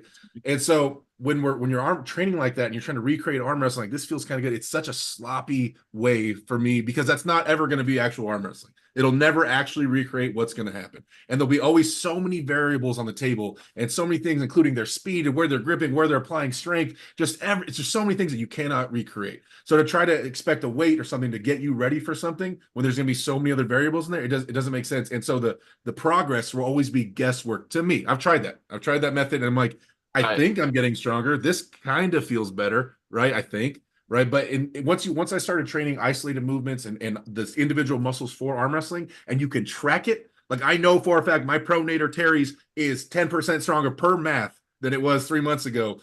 And then start learning to apply that on the table and just learn the methods of applying it. So every tool is stronger, tracked. Like it's not guesswork, it's not bro science, it's tracked. And now I put it on the table together. Now it takes a lot of the guesswork, the bro science out of arm wrestling. And so, but the way that Travis is training, in that kind of that sense of, either with a table pulley or rubber band, that's the most common way for people training for arm wrestling, especially in the West, right? Because they're just like, this makes sense. If I want to go harder this way against people, then I'm going to put this rubber band this way and I'm going to do this because it feels like arm wrestling. But it won't recreate it, man. And it doesn't add balance like at all. So it's just for health and injury reasons. No, I like the number thing. So right. Oh, sorry, go ahead. No, you go ahead. I was gonna ask, like, in regards to that, so are you saying like trying to like train side pressure off the table where you applying like sideways motion? Anything on a table trying to recreate arm wrestling, I have kind of a problem with it. In terms of gaining strength. Now, if you're trying to get muscle coordination, muscle synergy down, we can talk about that. But in terms of I need to get stronger, I'm gonna grab this pulley. My specific question is in regards to like to increase your like connectivity in your elbow, like hold on, I gotta unmute myself. I can't use both. I did it. So like, because you have that ulnar ligament cluster right there on the side that you essentially need to strengthen its connectivity for you to apply more side pressure. So essentially, like, I guess my question is, are you saying that it's not a good use of effort to just apply like a heavy side load to basically put your body in a position to build better connective tissue? Now, you're not necessarily trying to recreate arm wrestling. You're just trying to apply forces in the area you want to build. Does that make sense? So you're still spot strengthening first off. So it's not like my yes, but it's not necessarily recreate arm wrestling for the most part, right? Ligament. Yeah. So, but if we break apart side pressure in general, side pressure is the ability, the adduction of your elbow mixed with internal rotation of your arm, right? So those two things: sliding the elbow and internal rotation. That's generally side pressure. So that's going to be your pec major, your pec minor, your rotator cuff. That's going to be a little bit of bicep, depending on where your hand's at, where you're doing it. It'll vary whether it's biceps or brachialis involved. So these are muscles broken down. You can check down the list of how you're applying this side pressure, what muscles need to be stronger for this. Then we can talk about the joints necessary to apply said pressure. Yeah, that's kind of most of what I was talking about. Wrist and elbow, right? So in your wrist and elbow, there's a lot of different ways to do that. You could stretch it out. You could just get that from table time once a week, right? Real arm wrestling. You could even sit there and just hold and lean. You can do that with bands and things like that. But my thing specifically was gaining strength on a table, not conditioning tendons for the table, right? Because that's different. So most people, when they grab these bands and these pulley systems on tables, they're trying to recreate arm wrestling on a table, which it won't. It can't, right? So, but yeah, I could go grab Dmitry Trubin was known for, he would grab like a martial arts belt, something that has no stretch, put it against a pole, something that doesn't move, and just like 90%, just sit there and hold, like 30-second holds going like 90% sideways and posting against it. He's preached about it in a seminar I went to, which, okay, yeah, just getting those tendons and everything ready, that's fine. I get stretching that out. But if you're trying to do concentric motions and make physical muscle gains just by doing little arm wrestling things, like only on the table, it's already bro sciencey enough. That just makes it so much more bro sciencey to me personally. Yeah. So I don't know. Look, if we're gonna make a name for ourselves in the West, we got to get some bro science going on. Come on. The hardest thing we got to get the bro West science going. The hardest thing I feel like with picking a lot of these things apart and choosing what your program is going to be is time to be able to optimize what you're trying to do. when there are so many beneficial things to arm wrestling. I personally like I've been trying to do what Derek's teaching with free weights and isolated motions to be able to start tracking specific gains. I personally like this, yeah, for the conditioning. I like it for hit training. There's certain feelings I get from the training table with the pulley system that I have a hard time achieving safely and I don't know, just in table time with people in a way that I want to feel it. But yeah, the synergy that you brought up, that's one thing. Like if I am lifting heavy weight, I feel like I can access a lot more and pick apart my form and feel those things with the heavy weight than I can with the personal all the time. Granted, I still want table time with people every week. Mm. And the other thing for me is the hit training. I like hitting into it. The only time I'm going to hit into a person in practice is if they're giving up their arm. So we can just kind of like go through the motions. I'm not going to rip into somebody, for 20 reps or something like that. But the hard, again, that comes back to the hard decision of stripping apart your programming. And I'll be picking your brain about this really soon, Derek. Is where to fit these kind of priorities in. Like for me, for example, right now, currently, I'm very comfortable and very happy in getting a day a week of table time practice. I feel good there. It's making me feel good. But I also want to be able to program isolated movements every week. And I want to be able to get heavy lifts in. It might be bi-weekly on this in certain motions and hit training. So it's really hard when you're trying to jump up certain levels and get stronger, improve in areas. And make time to do all the things that you want to do. Because so many of the things you guys just said, I feel like depending on the person can be so beneficial. And I feel like you can't be doing what a lot. So you mentioned Levant, right? Like how he mentioned, like I only recommend table time at the most once every other week. The rest just be in the gym and just do it this way. To me, that makes sense for someone like him because he's so proficient on the table.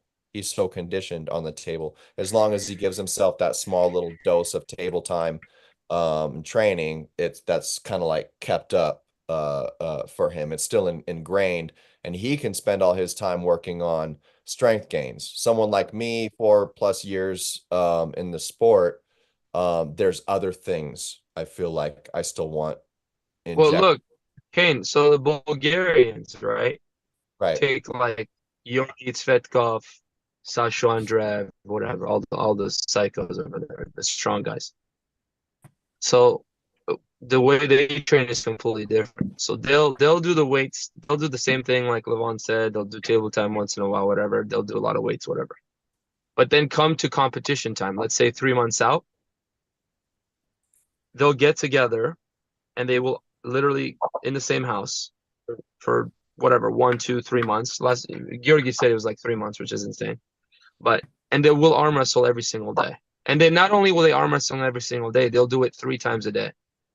So, but the thing is that they have a specific way of their training. They're not, again, you can arm wrestle every single day as long as you know how to arm wrestle every single day. Or, so they're doing statics, they're not getting ripped open, they're holding certain positions. They're not always training super, super hard. Maybe they'll work on moves, but they're going to spend a lot of time on the table. And that's how they prepare themselves. So if you have a partner or if you have a teammate or or a team or whatever that aligns with your values and your core, you can do that as long as you're smart enough and you know enough about arm wrestling and positions, like John Brzezinski, where he can literally arm wrestle all the time in the beginning, right? And that's how he got so good too. And then he would do obviously the little things on the side as well. Like you got to arm wrestle, but you also have to do other things. If you want to be a professional arm wrestler, you can't just table time, in my opinion, and do nothing else unless you're a genetic freak, psycho, like specimen, once in a blue moon kind of guy. But for us, like for normal people, you have to the more time you spend on the sport and the healthier you can stay generally. And so that's what I'm saying. I mean, look, the Bulgarians are strong and they have their own methods, right? The Russians are strong and they have their own methods. You know, Devin has his own. And you know, the Latvians and the Lithuanian, like Mindaugas, trains completely different. So, but I agree with you that in the beginning, when you're a beginner, you have to spend a lot of table time. But again, it's like, yeah, you can spend a lot of table time, but you have to be able to not get ripped open and get injured. It has to be specific. Right, Just right. Just the issue. So, But also you got to remember, like, all table time is not created equal. Like, similar to how you're That's just right. explaining how Georgia and them do their table time compared to how Americans do their table time. Yeah. And then John wasn't just doing table time, right? John was Right. surrounded by his brother, world champion Kevin Bongard, Todd Hutchings, et cetera, Bob Brown, all these guys that were amazing, Cody Merritt. And so, like, he's getting elite level table time, and he's probably not losing to them at practice anyway, right? So just getting concentric, safe movements against the top pressures in the world and just growing consistently. All programs and all special ways like to approach arm wrestling have one thing in common. There's heavy ass resistance. There's shit your pants, bleed out of your eyes resistance at some point, one way or another. There's no way around it. There's no guys that are lifting light or doing light motions and gaining specifically. That doesn't exist. So that's the only thing. That's the only thing in common. That's the only thing in common about all the approaches to arm wrestling training. There's heavy resistance. Then we can get into all the specifics about why it would or would not work well. But the guys that are heavy table time, also the guys like, okay, so John and Devin, probably most famous heavy table time guys, also both need multiple surgeries. Yeah, that's arm wrestling is a very unhealthy movement. It's a very imbalanced movement. Our body is not meant to do this. We're supposed to be doing things in other directions for balance. And arm wrestling like that just makes you all turned in and like oh bad, right? So you have to consider health as well and injuries and longevity in the sport. Yeah, 100% for sure. Agreed. Yeah. All right, y'all. Kane, I gotta sign off. I gotta put my girl down. I mean, not down, but what the fuck? You didn't have to clarify that for anybody. We knew what you meant. I mean, now we're not too sure. I mean, I gotta put her to bed. I gotta go upstairs. I love y'all. Yeah, Having I'm definitely not going to make a call here in a second. Will, I'll see you soon. I hope so, man. I really hope so. Thanks, guys. All right, peace. See you later. Sometimes I wonder if what the arm wrestling bug, if they have one, looks like in the East. Because I don't know, I feel like here in the West, like what that arm wrestling bug usually is that I don't know, just crazy feeling of just having fun, where you are getting ripped open and you're ripping someone else open, and everyone's just like having a good time. Because I definitely feel like, I don't know, some people get hooked, they say, by all their technique and stuff that I'm realizing in this sport. But I think it's that transfer of energy between like two humans putting a lot of force against each other, and that the feeling of that, I feel like that's the thing that most of us can't really explain or put into words or put their finger on, that kind of gets us hooked with the sport and why we keep doing that.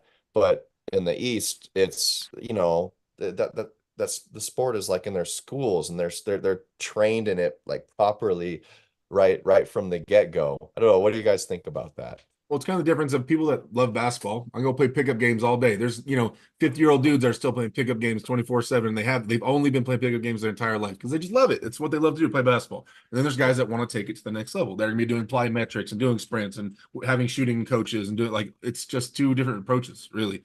Like, how serious do you want to take it? How far do you really want to go with it? And so the route is paved out there on how to make it in arm wrestling. It's not really easy to find, but you can find it. But if you just love it, that's great. That's perfect. That's okay. People want to just love it and have fun in arm wrestling. That's totally okay. It's just, that's why I kind of, like, in some respects, like I was telling Alan at last practice, like when it comes to competing locally,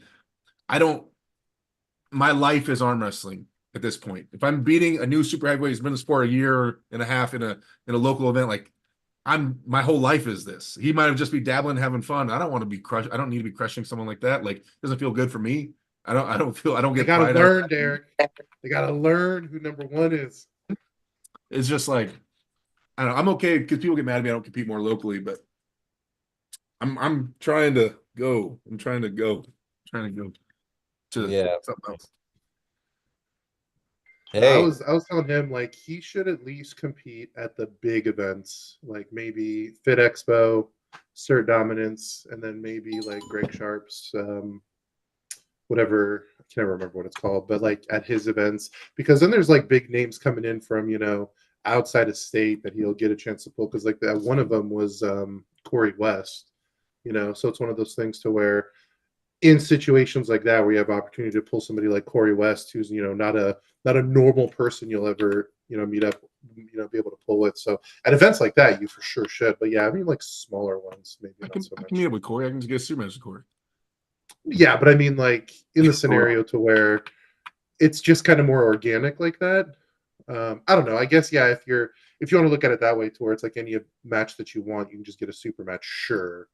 But if you're in regards to your statement and like, oh, like why bother doing local tournaments? Like we'll do local tournaments where, you have other, super heavies coming from potentially other states who, granted, you might be able to beat, but it's just you might have also never felt before. It'll just be like a different experience. And plus, this way, it gives you more opportunities to practice ready goes and hits and just everything. Like not that you potentially even like need a ton of practice, but if you don't do it, you slowly get like worse and worse at it. It's not even an argument to say like if you were able to practice ready goes every single day, you'd be wildly more proficient at them than if you did it twice a year. It's just like guys like Matt Silva. I'd feel bad just crushing some garage No, warrior. you don't. Nobody does. Like, what's the Nobody point? Matt You know what I mean? Silva's in the It's chat. not even worth me crushing Matt just for reps. You know what I'm saying? It's worth it for me. It makes me feel better. Who's that guy? Yeah, Every time somebody beats Matt, I get 1% stronger. So at the end of the day, Derek, you're gonna do what works best with your schedule and your programming and stuff. The thing I would like about seeing you compete more locally, even if it's just gonna be total domination. Could there be benefits for you? I don't know, but for everybody else, I like the idea that they get the regular dose at least once or twice a year of knowing, what that level is like in the super heavyweight class. And it could, build the California crop up stronger or better. For example, we had Alan for us lightweight guys. We had Alan Fisher around, for a while.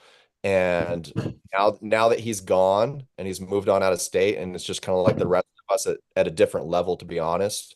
To fight and figure things out and stuff like that. I don't know. I kind of want him back. Like so that, all of California's top 10 lightweights have something a little bit more substantial to chase, if that makes sense. Yeah, I understand that. But also, you got to imagine, like, if I'm prepping for a match, so say I take a tournament serious, right? Well, I wouldn't go into a tournament just unprepped and be like, oh, just dabble and then fuck around and lose, right? So that's at least half a month. A week of no gym before and potentially a week of no gym after recovering, right? That's half a month. If I'm prepping for a big match, take a random half month off in my prep for a match at East vs. West, like that's a lot for a chance of winning no money when I'll probably have to call, have to call off work for the whole weekend. There's just not a ton of positives in it for me, kind of locally. But I'll be there as best I can to coach and support for everybody. Derek, I got a question. Obviously, like we don't know like what like these big events like pay you and stuff like that. But like I know like Mega Mike like for the big tournament, right? He just won what, like was it, quote me if I'm wrong, was it close to like $4,000 that he won? I don't know which one. Like he just won. It was like the World Series, arm wrestling, whatever was down in San Diego this last year. I thought Corey That West he won like a good chunk of. Well, whatever. I mean, whatever even second Mike place took a had ton of- $2,500. Oh, okay. Yeah. I thought Mega Mike like took home a pretty good that event.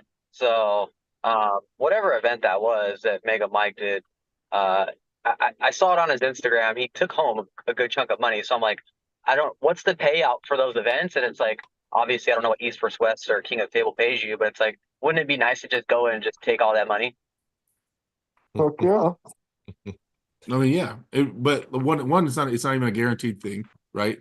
And like I said, it's a half a month off, and then I have to call off work, which I only work on the weekends, right? So there's $1,500 I'm missing out on just to do it, because I get paid cash for my job, right? So $1,500 loss wherever I go on the weekends, $1,500 loss immediately. So that has to be recovered, and a chance to win X money. So in that event specifically, right? It's Corey West. Corey West and me were like, our super match is supposed to be this big thing, right? To go meet up with Corey and give that match out when I know I could have a super match with him and make X amount of money for it, and have a big super match with Corey. Like, why would I go give that out for a random event where at a potential chance of making some money, right? Not even know who's showing up. I'd rather save that for a big promotion, right? So that's why I wasn't super drawn into having matched with Corey, a random tournament match. I'd rather have a big set super match with him, right? Where we can do it for money. And I can make, that's the biggest draw I had. I can make 10 grand at a match with Corey rather than just go do it for a tournament at a potential chance of making some money. So I'd rather just save that. I'd rather put it in the back pocket. Because the big events we go to are guaranteed money. The East versus West and all that stuff, that's guaranteed money. It's not if you win money, right? That's paid just to of course. Yeah, I mean, I don't know if it's like, oh, you win more if you win. But yeah, I mean, obviously, I know you guys get, you guys are big names, of course. You guys get paid to show up, of course.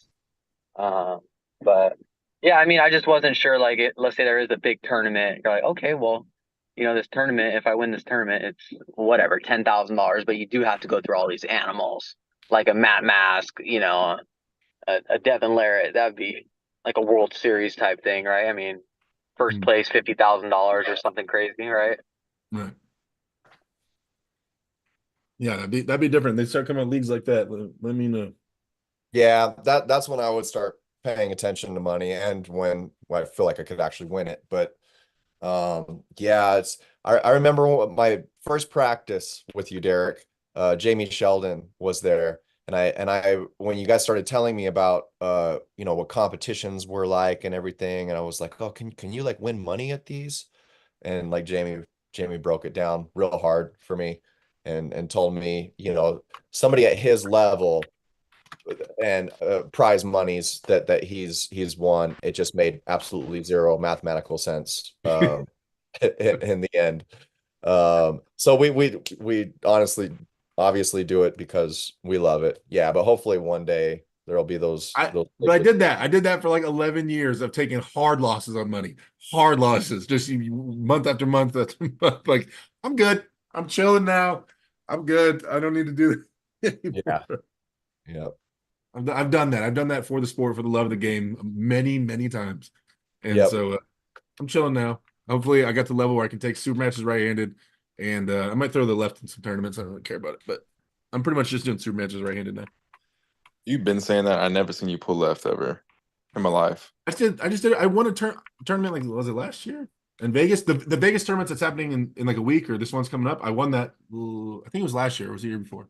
Well, I'm still in the left-handed rankings. They haven't taken me off, so I pulled within the 2 years. I'm top 10 North America left-handed somehow. I'm like 9th or 8th. This arm sucks. I have to stay active with it. Chance is trying to get me to pull somebody left-handed in June. Keep telling him no. He's like, come on, man. Why not? He wants a match? No, he wants me to pull one of his buddies who's a badass left-handed dude that's like 215 pounds. I was like, he's gonna beat me. And he's like, so come on, just pull him. I'm like, he's gonna beat me. I'm telling you right now, I'll lose the match. He goes, come on, just pull him. I'm like, wait.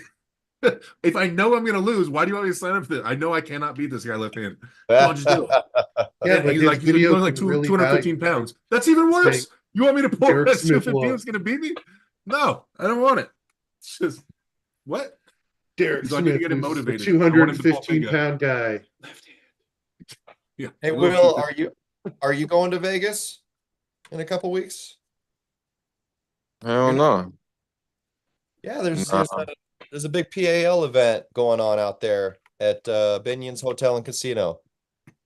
Nah, I'm broke. Hell no. Okay. All right. I was planning on going to other things, but I'm going on some trips with my family, so I'm saving for those instead. The only ones I know for sure I'm going to is what is that, the World Series or whatever in June at Jamie's thing, just because that's right down the freeway. I can't not go to that. And then July in Mexico because I have a match with some dude. I think And everybody has a match in Mexico in July. I be asking. I ask everybody if I'm going. I want a match. I don't care who. I was trying to even pull. Fuck, I forgot his name, but he would probably for sure beat me. But I don't care. I just want a match. Careful, man. We Is lost Zach to Mexico. We never recovered. we lost our teammate Zach in Mexico. He never came back. Zach showed up last week, dude. Did you know that? I did. wait, when I was gone? fucking pissed. Yeah, when you were in Dubai, yeah. Oh, I didn't know that. He did? He showed Oh, up. Yeah. The one was he day I feeling? Did don't you hold go, him? that motherfucker shows up. Yeah, man. He's not gone. He's not out for the count. He's still training. He just hasn't like been able to make it to practice. I know he's heavy right now, right? Isn't he like 180 or something like that? He's a little heavier. He looked about that. Yeah. Yeah, he's still strong. He just says he needs to kind of get his conditioning back, but it sounds like he's going to be coming back. He just had some, work stuff and commitments to kind of isolate himself too. So yeah, I think we got him back. Okay. Yeah. Should we haze him or what? Yes. Always. Oh yeah. Oh yeah. Definitely. How is that even a He gets genuine all- question? That's probably why he showed I up. want He his knew first I match wasn't gonna be back. there. He knew I'd be gone. That's why he showed up. Hey, I need to find a super match for Mario. He was messaging me I'll do it. at practice. Oh, Mario Payan? Mario's looking good. He's looking really good. I'll do Right it. now. Okay. Yeah, he's 170. He said. Ooh. So one of you two. It might have to be Will since I'll be planning to go to Vegas. So I will be at practice, but I'll probably, be a little more controlled about things, Mario's want way it. too much. Mario's way too much for Will. I think you should take him, Kane. Well, okay. Well, Thanks. we're just doing best of threes, right? No, I'm kidding, Kane. Don't do it. If you're going to a tournament, don't have a super. Okay. Thank you. Because I'll do it, but Is Will's camera frozen? Where he's the Yes. his eyes Can you hear me though? yeah. yeah. Yeah, my eyes are not shut. I was looking at like, what the fuck? I don't know. Will looks normal to me in that picture. Or I could have Mike Lindner do it. He's probably down. Bro, yeah. what's wrong with me? Is What? that from Texas? You have a match like every week. Yeah, because I want one every week. These aren't even helping you anymore. Yeah, whatever. I'm helping them. I'd like to think, I'm a helper. I'm a giver. Oh. Yeah, you should do the match. With any luck, I'll be able to have that super match with Jeremy for that third rank spot for California. There we go. Jeremy Wait, right-handed? If you beat Petruccio? Jeremy's ranked number 3 right now, right-handed? Yeah, because he beat Tom. Wait, so is it fucking remember me, his Mike? last Is it name. me, Mike, Jeremy? Nelson. Yeah. Not for long though. Woo! Yeah, he did really well at the UAL state championship. We've got the Schmo is in the house. We got Matt Silva is in the house. What's up? Bridget Sexiness is in the house. And Javier Martinez, our teammates in the house. He says Zach. Ooh, let me get Javier. Oh, you want Javier? Okay. I want Javier. I want Thank you, Chris. Mike. I want all the big guys. Okay. All of Thank you. Mike Linder, Mario, then. Hey, that sounds good. I like that. Yeah, when Mario gets to his spot, he's pretty strong. I wanna see him get do a lot more practice matches and stuff like that. I always want to pull a certain way, but I never do. You always want to scared. pull a certain way, but you don't? Yeah, like I'd be thinking about it. Like I'd be, in my mind, I wanna do something. Like I forgot what Derek talked to me about like 4 or 5 years ago. That's long gone, but just something I want to do, but I just don't do it. Like once I grip up, it's like fuck that. I'm gonna just do what I do. Right. Works, doesn't work. It is what it is. But I want to do something different. Yeah. But I don't know how to do it. Yeah, it's probably a hard decision to make when you're beating everybody all the time. Not beating anyone ever. Oh, I change anything. No, well, since I lose all the time, I do think about that a lot. And that's why with the practice match with Lorenzo, at least 2 or 3 different times, I tried to force a hook on him. That's like not something I do. But yeah. I used to do that at tournament. Obviously, I couldn't do that at practice. I used to go to tournaments and try moves and just practice hooking and stuff like that. Yeah. We're not battling for the best in the world here. Let's figure some stuff out. Yeah, my hook from what it used to be is garbage. My cupping, garbage. Everything that I was strong at, I am not strong at. Garbage. You said your cupping is garbage? I think so, yeah. Okay. Well, shoot, dude. If that's garbage, I got a long way to go. Good Lord. I don't know. I just feel weak, but I mean, I shouldn't feel strong because I ain't doing anything, you know? I mean, I'm doing something, but I'm not doing something. Every day though, I'm working on my hand like fucking, you know, E.T., how he has that fat ass bulge and shit on his thingy. Wait, and, what? Bro, what did this chat just turn into? Dude. Yeah. I even showed my hand, dude. I was looking down and I wasn't watching the screen for a second. You gotta pay attention, Derek. He had that fat ass bulge on his thing. Hold up. Wait, what? All right, yeah, I gotta stop saying thing about everything. the little knobby on his thumb, you know what I'm saying? Little knobby is not much better. Fuck. And then Jamie's thumb, all right, there, just thumb is fat. I mean big. It's girthy. I don't know, man. You like holding his girthy knob in your hand? I'm trying to make my hand bigger. Like every day I'm at least doing that. So my shit, you know, still tiny, but it's getting little. I don't know. I just want to make it harder for people to hold on to my hand. You know what I'm saying? Like get coverage, which I think might ruin my ability to cover. Because if my hand's getting fatter, then wouldn't that pull my fingers back on their hand? Depends where Is there a downside? If your hand's getting fatter down here or on your thumb, then yeah, you have less coverage. But if it's only getting fatter in the back of your hand, that's different. But as a top roller, does having coverage really matter when you're trying to like not hold on? No? But it's a problem if I keep. I don't know, dude. That's the problem. I always hold on. I don't like. You know, remember when you were talking to me and you were like pushing your thumb forward and using just your tips and trying to get, you know, them off your hand and shit. That's one thing I want to do, but that's what I don't do. I never do. I always fucking get all the way over, and I want to get strong without capping. But I'm weak as shit. And you want to control their hand. You're trying to control their hand rather than bust their hand back. Yes, I always try to do that, but I don't want to do that. It's just a habit. I feel you. I have horrible habits too. You know, just proved it last weekend. Nah, I didn't even watch it, so it didn't happen. Yeah, thanks, Will. I appreciate that. Got you. What's up, Alex?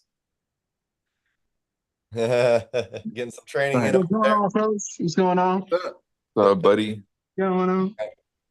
What it do, Will? Shit, you know what to do. I'm about to go roll up. So check out this new toy I got. Malia got me these air drums. Let me see if I can switch this audio so it comes through. Now, if I said that, that would be gay. Hear that? Hear it? Oh, yeah. Yeah. Yeah. Okay. And it has the little foot pedals. Okay, fancy. Yeah, it's pretty cool. I got it hooked up to my amp so you could. Wait, so he's not hitting the drums? That's good. Yeah, it's just air. Like it can sense. The hard part is figuring out where each piece is. So That is sick. Okay, so there's the hi-hat. Yeah. Here's the snare. Okay, and then if I do He's hitting the air. He ain't hitting. That's What the dope. fuck is going on? Hey, Will's baffled. I was like, what's going on? What is that? I'm baffled. I'm like, he's hitting the air, but he's getting the sound. That's crazy. You swing behind you, it says ouch, like you hit your lady in the head. You're like, ouch. Or the cat meows. right? Like, why not? It's so much fun. All right, let me switch this back. Okay. It's wild. You can change like your kits, stuff like that. It's a trip. Yeah, it is awesome. Yeah, I was driving home today, dudes, and I found a fucking pinata, man. Not even fucking used, so I picked it up. in today's adventures with Will. Right. That was such a good day. I had a bad day, but I found this in the middle of the street, and I stopped. Turned the day around, boy. It sure did. There's some poor like family that's like, how did the pinata fall out of the back of the truck? Let's just backtrack. We'll find it. Who would possibly steal a pinata off the street? Yeah. And then next to Will smoking a joint, being like, look at that pinata I got. It's just crazy. I'm about to. There's some poor kid crying somewhere. It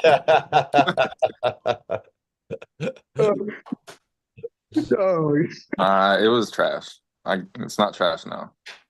I'm gonna fill it and I'm gonna beat it.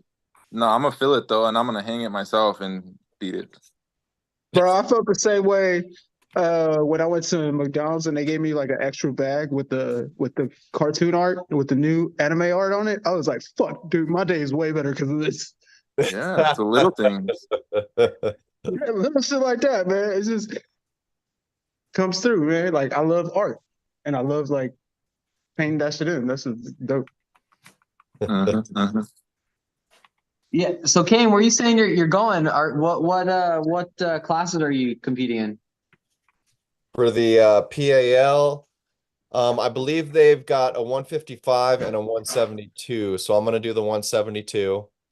And it's always a hard decision for me, because I don't like going anywhere and just pulling, a little bit. I mean, it would be nice to plan like that I'm going to do well. I'm going to get to pull a lot, but more than likely I'll probably do something stupid like sign up for the 172 and whatever's above that. Just do it. Pull more. If we're going to go to Vegas, I want to have some fun for like a little while, but yeah, I don't know. I try and think sometimes when I do that, like, would I have done better in my own class if I wasn't pulling so much? But then sometimes I only start doing well like after I've pulled 7 or 8 people. So yeah, I feel the same. Yeah, no, I get a lot of people to tell me the same thing. For sure. The machine. Who I call him? Martin. Martin loves doing that. Yeah. Martin loves hitting like a whole tournament and then hitting the next day another tournament. I'm like, what? This is crazy. I wasn't really sure with him because he would tell me that, and then I think it was at that high desert tournament. We both pulled multiple classes, but like he legitimately did. I think I pulled like two classes. Yeah. And granted, he did the amateurs. He pulled, I think, all the way from lightweight up to super heavies, and he pulled a lot. And I ended up after pulling with him afterwards, and he felt fresh as a daisy. It was gnarly. Like I was all like tired, and he could just like, it was pretty crazy. Martin, I've talked to Martin quite a bit. I talk to Martin pretty often. Martin trains for 7 days a week, 3 hours a day. Yeah, his endurance is fucking nuts. Yeah, his training longevity wise, I don't think there's a person that trains as much as Martin. Like the dude literally all he does is work out. And have you seen his videos lately? He's getting big. He's almost 200 pounds. Oh, wow. Like camp or something? That's gonna be all muscle too. He's big. He's in like Australia right now. He can't work obviously because he doesn't have like a visa or whatever it is. But he told me he's like training. I mean, legally, he's literally just training all day, every day. Yeah, like he's looking huge. His arms are looking massive. He's like he said he's so big right now because he started implementing triceps after every workout. I guess he says so. Really? Yeah, he's looking big. Hey, that's what you get when you go over there with what's that, Bowen? Bowen? Yeah, Bowen. Yeah, Bowen is the beast, man. So yeah, it'll be interesting to see really how strong he is when he comes back. Yeah, I feel bad for the people in his weight class. Yeah, I think Martin's I'm going down. So Derek, on the subject of triceps, do you you normally train at night, don't you? I mix it up. Depends on what I have to do that day. Go ahead. One of these nights sometime I want to go down to where you train and get a gym session in or two with you. Yeah, I really want to hone in on bench and stuff like that. There's a few That stuff was like bad. that I'm not very So that's a good great at. spot. You're a lot of back pressure. Back pressure. Yeah. I'm down. I've had a lot of guys come out to the gym. I mean, Zach works out I'm there. trying to go inside on you. So, Emil works I out gotta keep there, high on and then Okay. I could Corey talk for Van you. Meter No worked problem. out there, and then Mega Mike's come out there. Like you can few gum people my have come out wrist to and I my can still gym. break through that because I work on. Even sorry. Brandon Sewell Okay. came out there. Okay. I want to train with I you got my there. table there. I got my table and pulley and a bunch of like 8 handles behind the counter. I don't really use it, but it's there. And then everything else. I have like a curl bar there. I have like my country crush there for people to use. I got a bunch of stuff there. I want to train with you there. Yeah. Come on out, Will. It's like a 20-minute drive. Shit, 15. Don't talk about it. Be about it, Will. Been saying that forever. I didn't say I'm going to. I said I want to. I want to. I'm not going to. It'd be nice, you know. It would be a good day. You can see how a real man works out. Oh yeah. Nah. Yeah, I really want to get one of those country crushes. Those are pretty I don't think they good make them to anymore. add in, right? I Yeah, don't know if they make them. I I talked can to make Ray one. about it. Wait, the new company isn't still making them?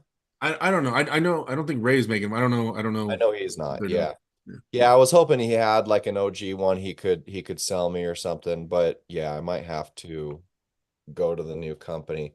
Well, Yeah, I leave my OG one at the gym, and it's like the literal first version ever. It's like all stainless steel and stuff like that. And the guy told me, he's like, well, you can leave stuff here. I just asked that if you leave the gym, like you leave this here because people get used to it. I'm like, yeah, no, I'm taking my country. If I leave, I'm taking my country crush with me. I'm sorry. So that's not happening. Yeah. I should never have given it back 6 years ago. Yeah, see, that's why I don't loan you stuff anymore, Will. Right there. That exact reason, right there. You know, it's in. Well, I mean, it was in good hands at the time, not now. Derek, who's BTB? I don't know, some random guy. Well, BTB says your wrist is weak. Yeah, he's been hating on me. Yeah. Yeah. Get in line. Get in line with all the online hate, the online random hate. Oh boy.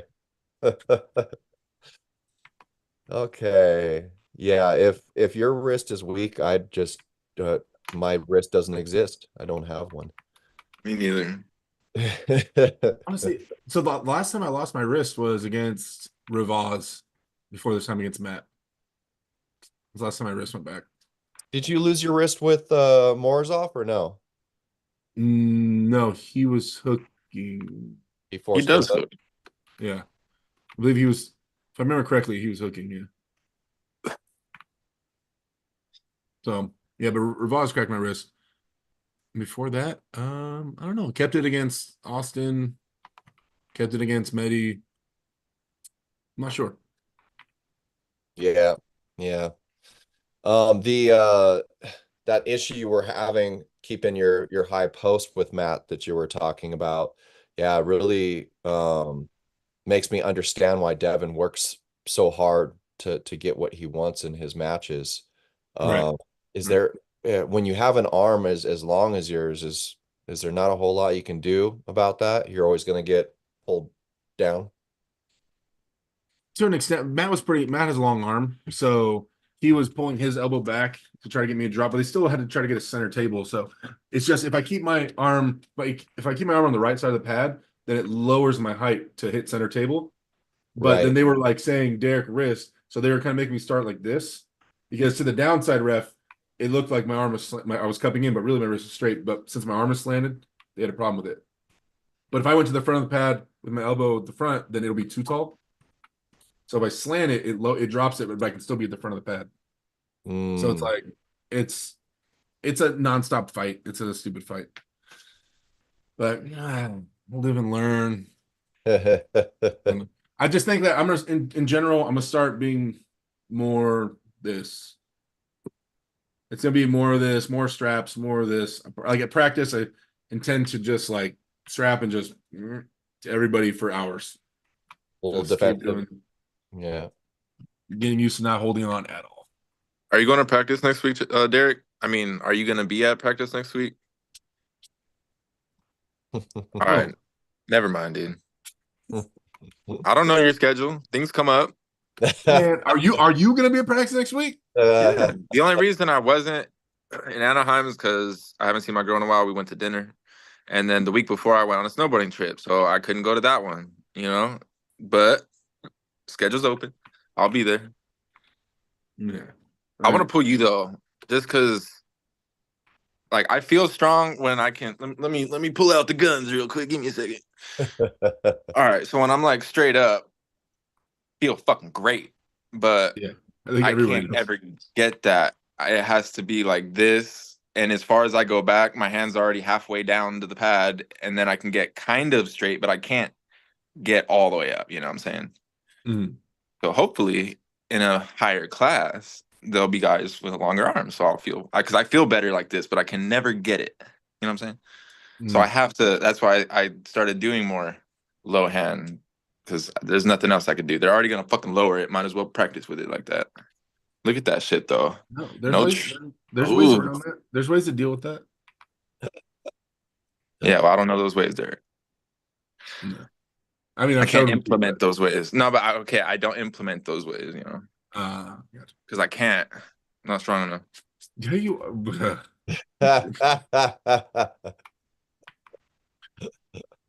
Anyway. All you Jinx. long arm people. You got a long arm? Yeah, I was do about to say not. you're long arm. I don't. Yeah, you do. I think Most our people- arms are the same, but my hand just goes a little taller. I promise you.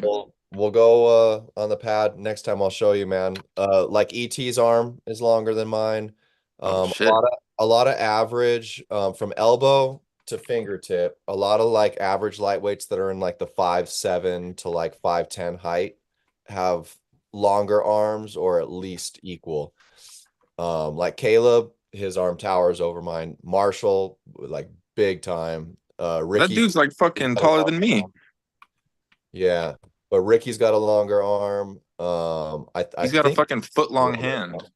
Yeah, yeah, and they're the ones I struggle a lot with. I elbow foul with them a lot because I'm up here tall, but if I'm posting, it's always going to be a fight for me to keep my elbow on the pad. Like if it's with somebody like you that has all that height and you start driving back, it's really hard to like keep you down. Not if you sink down and fucking pull down on your arm and fucking yeah. I'm trying to get that.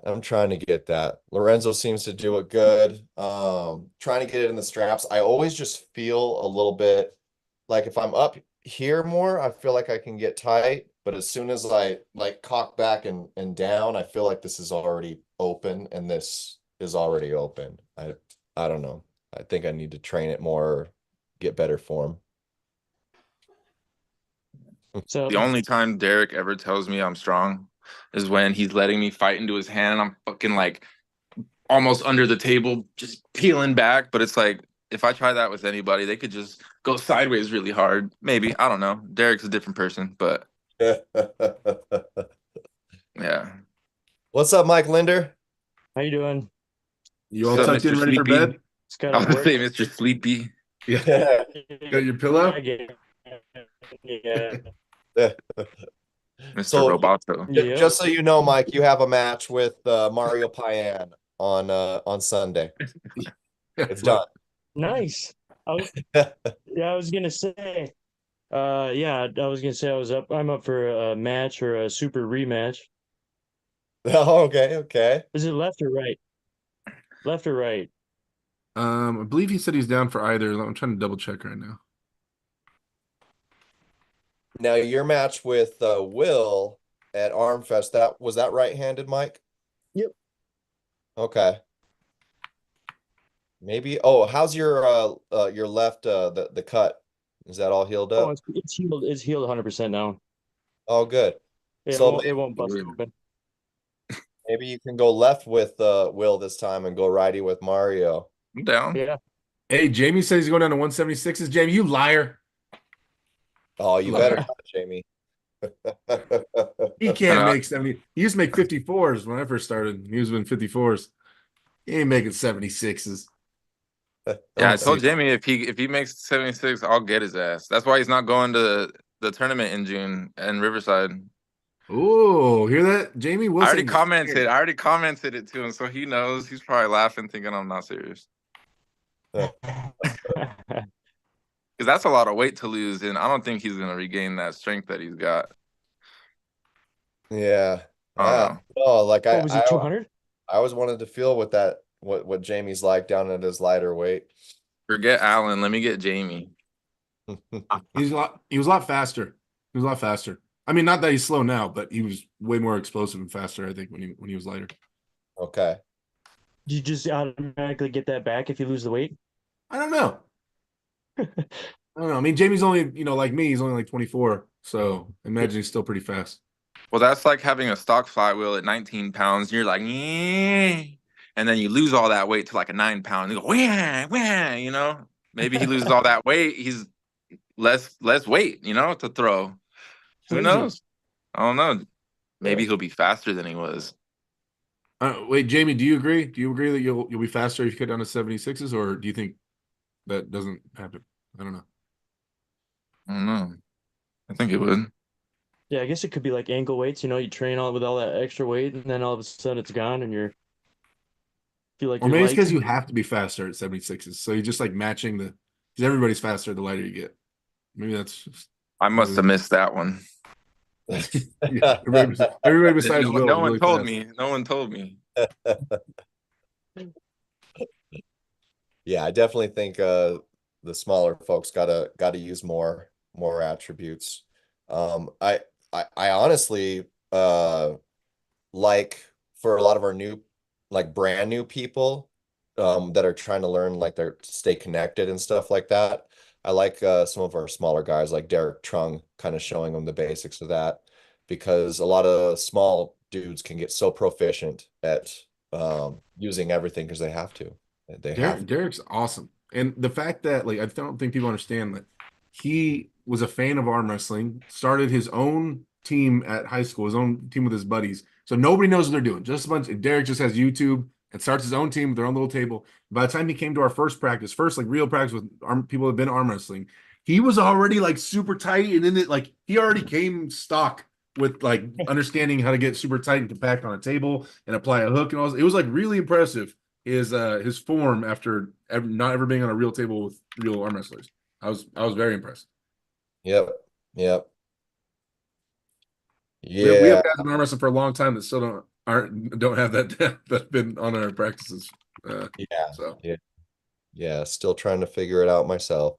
Paul Stevens says, I'll be 209 in Riverside. So he's coming. Hey, I think coming down, I think. Yeah, Paul's been up to almost 242s at some point. Isn't he? Am I tripping? No, I think you're right. Yeah, 230. I mean, dude looks huge, so he could be 240. He looks bigger every time I see him. I don't think, man, maybe when I'm older and I'm done trying to get to these super high levels and I plan to get healthy, I don't know if I'll ever make 242s though. I'd like to be 250, 260 and live at that weight. That's what I'd like to do. How much you weighing right now? 360? 330.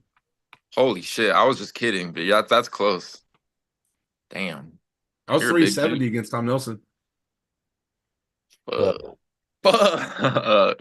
I've been hearing from some of the vets that you were 190 or something like that when you first came in. Me? Yeah, was it 200? No, they're tripping. No, I was 270. You were always that big? No, when I graduated high school, I was 215. I went into gaming, and then in gaming weight, no working out, just eating shit and playing video games, I got up to 330. It was gross, just 330, all fat and paleness. It was horrible. And then I did CrossFit. I got down to 270 CrossFit, and then that's around the time I started getting into arm wrestling. So when I first got into arm wrestling, I had to been about 270. Man, then 270 looks skinny for you because I've seen some of the videos. No. very different. Could you do a Yeah, full-on muscle up? maybe it could have been a little less than that, but somewhere around there. It wouldn't have been much. Were you doing muscle ups, Derek? No, no, man. I just started getting the ability to do pull-ups at like 350 pounds. This is my first time being able to do pull-ups like in my life. It's like right now around 350. I was gonna say that's impressive. Hey, I think me like the other day I tried chin-ups. I got like 4 from a full dead hang to fully extended. I was pretty proud of it, but I usually do neutral grip, so I'm more comfortable like rock right here. climbing for a few years. We'll be doing pull-ups before you know it. But yeah, I think neutral grip, if it's pretty close in, like right here, I could probably do. It has to be around 10, 8 to 10, somewhere in there from a dead hang. So you could do them on a country crush, Or I could just go do my wrist later and do pull-ups on their own. That's I used to do pull-ups on the country crush. Yeah, I'm good. I'm not trying to mix wrist curls with pull-ups, man. I'm good. I'll just do wrist on its own. So I feel like someone comments that on your live all the time, and you say that all the time. Probably. Like what you work out, and you're like isolated all the time. Yeah. Yeah. I'd just rather give my wrist focused work, and then like even a pull-up though is a super compound lift in general, but still try to keep it like lat focused, rising. So I lean pretty far back when I try them at the gym. So my wrists are risen up as I'm pulling this way. Try to lean pretty far back. Derek, I've been like, obviously, the country crush. That was a stupid question, but at Lorenzo's and stuff with the country crush, doing like rows and shit, I would like kind of like lean back and pull like up through my wrist like this. So now this, like when I try to cup down with, the top of your hand instead of the bottom, right? It doesn't hurt as much, I guess, from just practicing that, because it's comfortable on the country crush because it's fat. So it's not like squeezing something small and trying to do it. That hurts, but like, I don't know. I never used my thumbs in the country crush, so I always just put them, like this. Like I never use my thumbs either on anything. I don't grab it like that. Like grabbing like that, or like just putting your thumb on the top. I always just do the thumb. Yeah, it's hard getting comfortable with cupping through the top fingers or nice and high. I'm still getting comfortable with it, but I wish I could go deep, even deeper. I know you can't go as deep to the top fingers, but yeah. Powerful way of cupping. If you can get comfortable cupping with your knuckles up, that's for sure. Yeah, from doing that, it does feel better. Like before, even with no weight, just doing that fucking hurt. Like shit would be clicking, my wrist would just say no. But just doing that, it's like I'm not like starting high, I'm like cupping and then I'm pulling up. But as I'm cupped, like doing that, and I guess it's worked whatever's over there, and now it doesn't hurt to cup through my top fingers. So that's cool. That's a plus. See, we're doing things at Lorenzo's. We do talk a lot of shit, though. I meant that's why I set you guys up together.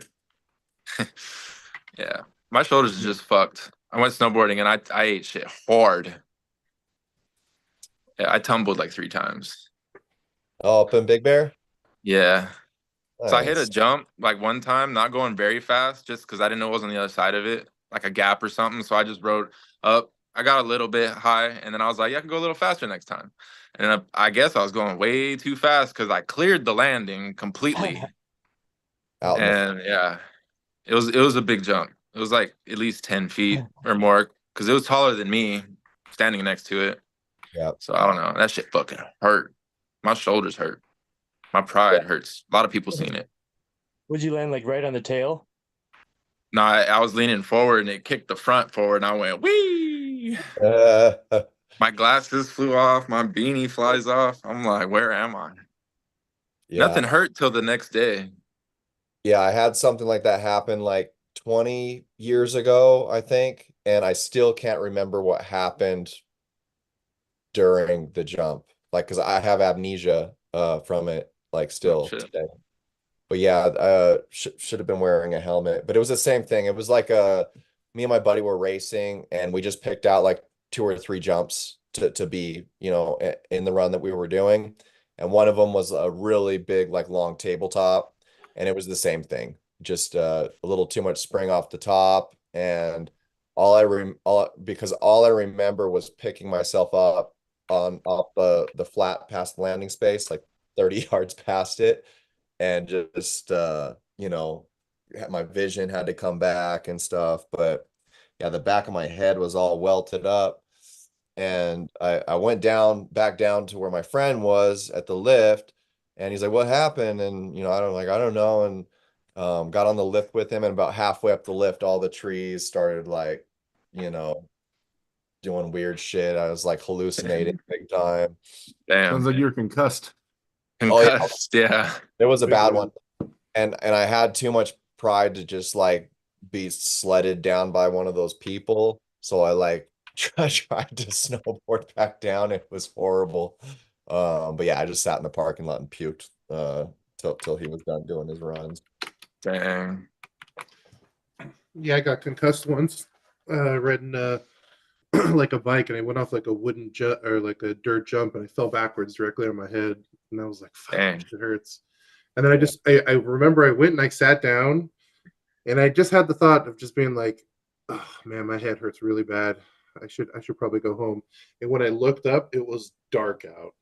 Like it went from being like sunny to dark within what I felt like was maybe 10 seconds.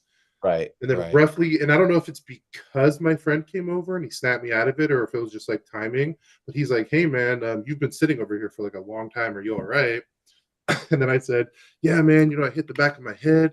I heard that if you hit the back of your head really hard, you could lose your short-term memory and blah, blah, blah." And yeah. And then we were all like, "All right, let's go, yada, yada, yada." And I start going, we start walking back. And then I'm like, "Oh man, I hit the back of my head. And like, I heard if you hit the back of your head, you can lose your short-term memory." And then they were just like, "You just said that." Yeah. Like, "You said what?" And they were like, "That if you hit the back of your head, you can lose your short-term memory." And I'm like, "That's so weird that you just said that, because I was about to say." So I kept doing that apparently over and over again for like our 20-minute walk back to my house, and they just refused to believe that like that was genuinely happening.